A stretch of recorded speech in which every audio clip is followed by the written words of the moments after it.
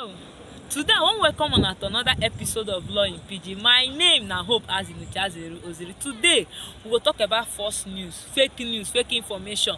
Those people wey dey spread fake news for Twitter, Facebook, Instagram, dem dey share and dey tell people something wey you know say na rumor no be true. Dey tell people just to cause panic, just to put fear for their body.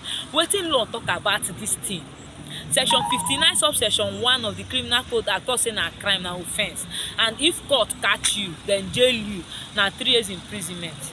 Now this law for subsection 2 come dey talk say the fact say you if you talk say you no know, if you no know say that your news no be true, say no offence.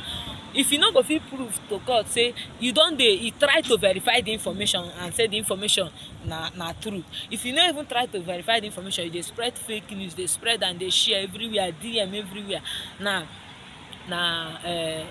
na crime. So those of una wey dey spread fake news dem for Facebook or everywhere just to cause fear, cause panic, una go just come cook up wetin no happen just to get traffic. Na wetin dey make most people dey do am, because dem want traffic, dem want followers. Na offence you dey commit.